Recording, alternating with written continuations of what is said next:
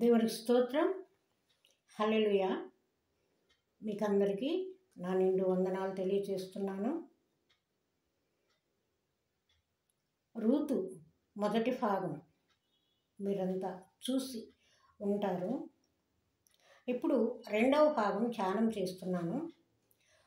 Ruth గురించి ఎందుకు ధ్యానం చేయాలి, ఈమె పేరు పరిశుద్ధ గ్రంథంలో ఎందుకు చేర్చారు, మత్తయి సువార్త 1వ అధ్యాయం 5వ వచనంలో క్రీస్తు వంశావళిలో రూతు ఎందుకు చేర్చబడింది, ఆమె తన అత్త నయోమితో నీ దేవుడే నా దేవుడు అని ఎందుకు అన్నది, అంతకుముందే ఆమె ఏ దేవుడినైనా ఏ దేవతనైనా ఆరాధించి ఉందా, ఇంకా అనేక ప్రశ్నలు, వీటికి సమాధానాలు మీకు తెలిసే ఉంటాయి. అయినా ఒకసారి జ్ఞాపకం చేయాలనే తలంపుతో కొన్ని మాటలు మీ ముందు ఉంచుతున్నాను. రూతు మొదటి భాగం అది ఒక ప్రవచనంగా చెప్పాను. ఈ రెండవ భాగంలో చాలా ఆసక్తిగా ఉంటుంది, స్కిప్ చేయవద్దు. ఎందుకంటే ఇది చరిత్రపరంగా మనకు ఏమి తెలుస్తుంది. రూతు తండ్రి పేరేంటి?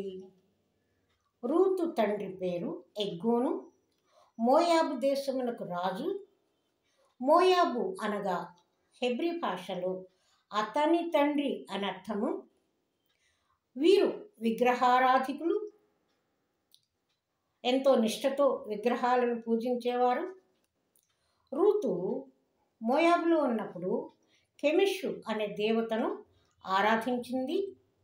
సంవత్సరానికి ఒకసారి మోయాబు దేశ రక్షణ కోసం కెమిషు దేవతకు పసిపిల్లలను బలి ఇచ్చి ఆ బలిని కెమిషు దేవత చేతుల్లో ఉంచి దహనం చేసేవారట.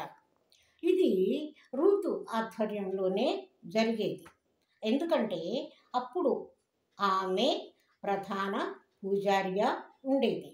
కాబట్టి ఆ పూజలు అయిపోయాక, ఆ బలి అయిపోయాక ఆమె ప్రజలను దీవించేది.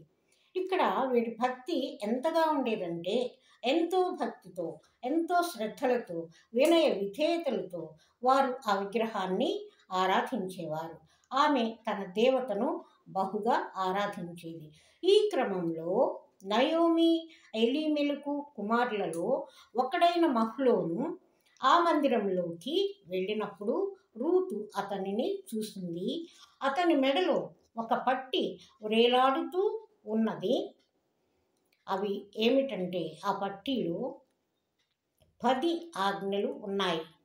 వాటిని రూతు చదివినప్పుడు నరహత్య చేయవద్దు, వ్యభిచరించవద్దు అనే 2 ఆజ్ఞలు ఆమెను బాగా ప్రభావితం చేశాయి.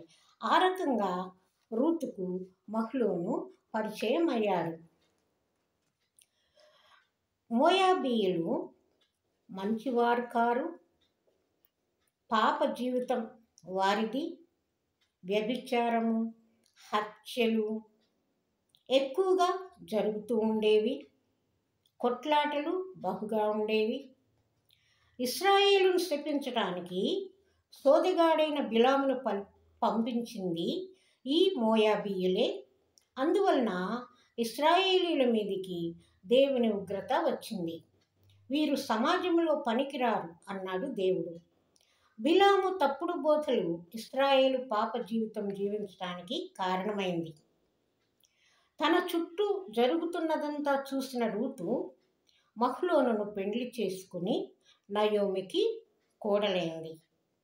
మత్తయి 1వ అధ్యాయం 5వ వచనంలో నయస్సోను సల్మానును కనెను, సల్మాను రాహాబునందు బోయజును కనెను, బోయజు రూతునందు ఓబేదును కనెను, ఓబేదు యెష్షయిని కనెను. ఇలా పరిశుద్ధ గ్రంథంలో తన పేరు చేర్చబడింది. క్రీస్తు వంశావళిలోనూ చేర్చబడింది. రూతు గ్రంథములోని ముఖ్య ఉద్దేశ్యము, అక్కడ అనగా మోయాబులో అందరూ కూలిపోయి నాశనమైన 3 మనుషులు మాత్రము దేవుని పట్ల వారికున్న విశ్వాసంలో స్థిరముగా నిలిచి ఉన్నారనేది తెలియచేయటమే ఈ రూతు గ్రంథం యొక్క ముఖ్య ఉద్దేశము. ఈ రూతు గ్రంథంలో ముఖ్యమైన వ్యక్తులు ముగ్గురే.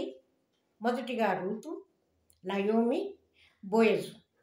వీరు నివసించిన కాలము క్రీస్తు పూర్వము 1375 నుంచి 1050 సంవత్సరాలు.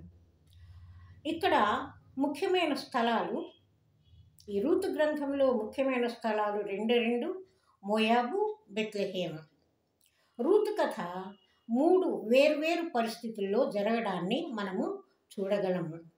మొదటిగా మోయాబు దేశము, 1వ అధ్యాయము 1 నుండి 18 వచనాల వరకు. రెండవదిగా బెత్లెహేములో ఒక పొలము, 2వ అధ్యాయము 23వ వచనము.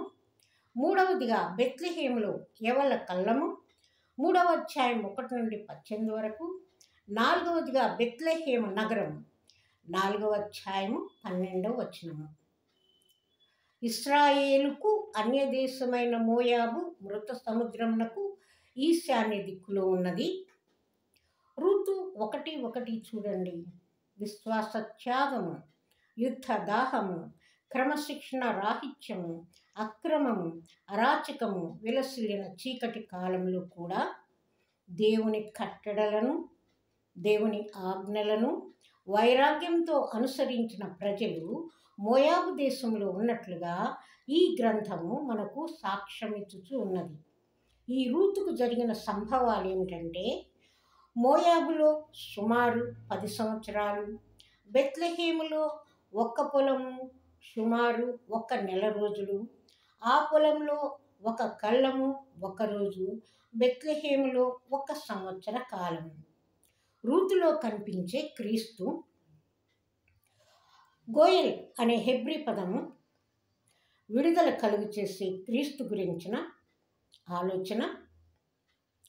విమోచన కలిగించే బంధువు రక్త సంబంధీకుడై ఉండాలి. రక్షణ క్రయధనం ఇవ్వగలిగిన అర్హత కలిగి ఉండాలి. రక్షకుడు సర్వ స్వతంత్రుడై ఉండాలి. ఆ విధంగా బోయజు రూతుకు రక్షకుడయ్యాడు. రూతు అత్తతో ఏమని చెప్తుంది? అత్త, నీవు ఎందుకు నన్ను ప్రాధేయపడుతున్నావు? నా వెంబడి రావద్దనియు, నన్ను విడిచిపెట్టుమనియు నన్ను నీవు బ్రతిమాలు కొనవద్దు. నీవు వెళ్ళి చోటికే నేను వచ్చెదను, నీవు నివసించు చోటనే నేను నివసించెదను.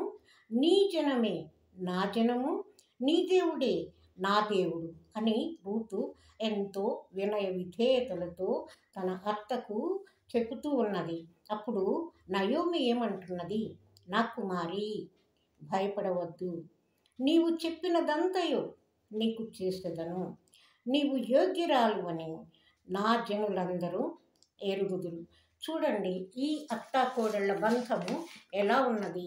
ఒకరినొకరు అర్థం చేసుకొని, ఒకరికొకరు ప్రేమను పంచుకొని, వారి ఆలోచనను ఒక్కటిగానే ఉంచుకొని వారిద్దరి జీవిత సరళిలో ముందుకు సాగిపోయారు. ముగింపు. రూతు క్రీస్తు వంశావళిలో ఎందుకు చేర్చబడింది? ఆమెకు ఆ అర్హత ఎలా వచ్చింది? మహ్లోను చనిపోయాక వారి జీవితాలలో అనేక సంభవాలు జరిగాయి. రొట్టెల ఇల్లు అయిన బెత్లెహేముకు వారు తిరిగి వచ్చారు. జీవన భృతి కోసం యవల ధాన్యం పరిగా ఏరుకుంటున్న రూతుకు బోయజు న్యాయం చేశాడు. రూతు 4వ అధ్యాయం 13వ వచనం.